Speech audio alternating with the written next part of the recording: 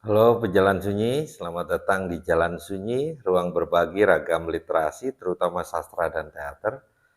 Kali ini saya akan berbagi bacaan tentang siapakah pelaku teater terapan dan untuk siapa teater terapan. Sebelum menyimak pembahasannya, dukung channel ini dengan subscribe, like, komen, dan share video ini.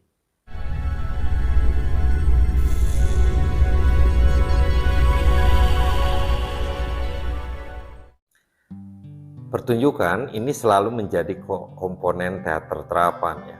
Ada berbagai jenis pemain dalam proyek teater terapan, mulai dari yang profesional yang sangat terampil ya, hingga peserta dari suatu komunitas dengan sedikit atau tanpa pengalaman. Dalam jenis teater terapan tertentu seperti teater pendidikan, reminiscent teater atau teater kenangan, teater masa lalu, dan teater penjara, praktik umumnya ini menggunakan aktor profesional. Untuk aktor profesional yang memilih bekerja di teater terapan, ada keterampilan khusus yang dibutuhkan. Aktor profesional tentu saja terbiasa dengan petualangan dan dapat beradaptasi dengan kondisi yang selalu berubah. Mereka juga terkadang dibutuhkan memiliki kemampuan menyanyi dan menari. Dan keterampilan ini penting ya dalam pertunjukan untuk anak-anak dan lansia, dan merasa nyaman bekerja di ruang non-teater yang tidak memiliki tembok atau dinding keempat ya. Kemampuan aktor ini untuk terlibat langsung dengan penonton sebelum, selama, dan setelah pertunjukan adalah kuncinya. Ketika aktor non-profesional dilibatkan dalam proyek teater terapan, penting bagi fasilitator untuk memperhatikan ya kesehatan sosial dan emosional partisipan di kelompoknya ya, dalam mengolah keterampilan mereka yang diperlukan di dalam pertunjukan. Dengan kata lain, fasilitator ini harus menahan diri ya terkait obsesi estetis pribadinya. Dalam model berbasis komunitas ya, fasilitator ini memungkinkan untuk melibatkan peserta yang tidak terampil dan diberdayakan secara kolaboratif dalam proses penciptaan dramatik ya, guna mengembangkan keterampilannya dan juga supaya mereka dapat percaya diri ya saat proses sampai menuju presentasi atau pertunjukan. Seringkali salah satu tujuannya adalah agar peserta ini dapat melanjutkan kerja pengembangan dan fasilitasi setelah fasilitator ini nanti pergi.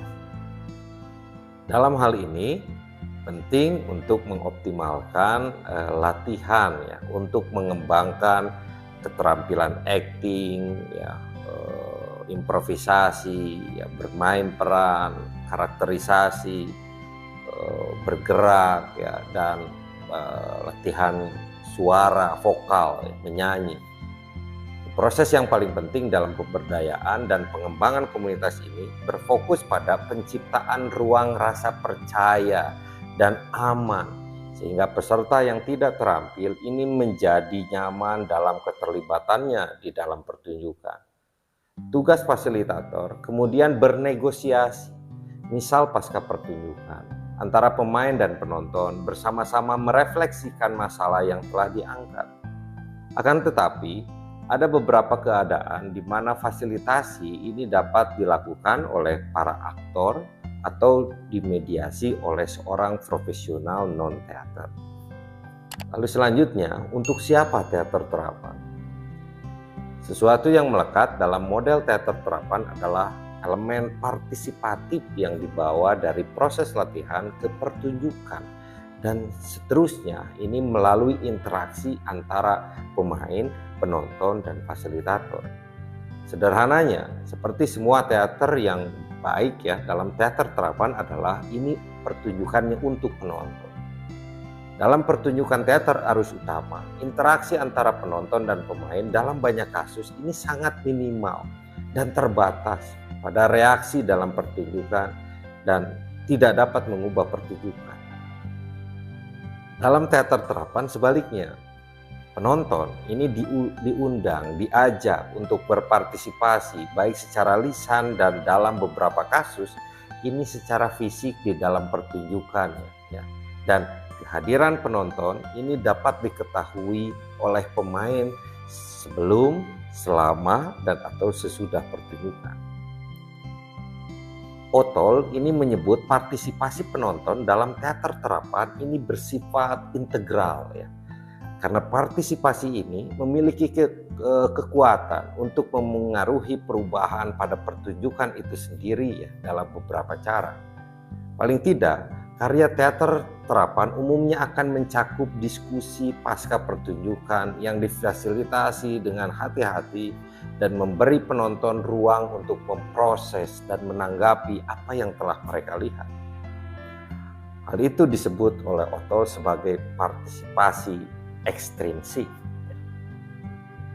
Dalam kasus lain, interaksi pra-pertunjukan dengan penonton mungkin diperlukan, terutama bila penonton relatif tidak memiliki pengalaman dalam hal ini menonton. Interaksi persiapan ini mengundang penonton ke dalam proses dramatis dan memberi mereka pedoman tentang peran mereka di dalam pertunjukannya nanti.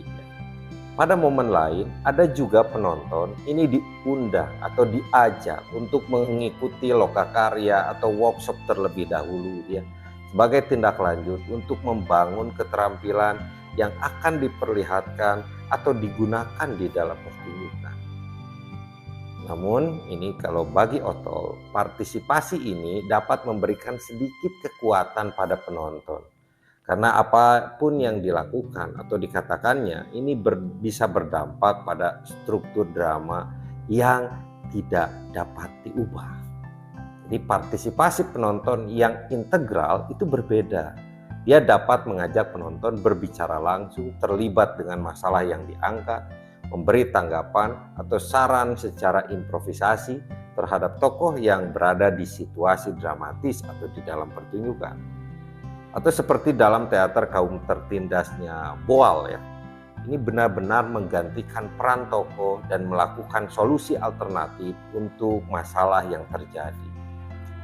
Seorang fasilitator teater terapan ini harus sangat peka terhadap budaya tertentu dari masyarakat di mana karya teater terapan akan dimainkan atau dipentaskan. Karena memungkinkan akan ada banyak praktik respon penonton yang beragam secara budaya. Demikianlah pembahasan singkat tentang siapa pelaku teater terapan dan untuk siapa teater terapan. Di video selanjutnya saya akan berbagi bacaan tentang bagaimana interaksi antara aktor, penonton, dan fasilitator dalam teater terapan. Bagaimana juga kita menilai teater terapan. Terima kasih telah menonton video ini. Semoga bermanfaat. Sampai jumpa di video berikutnya.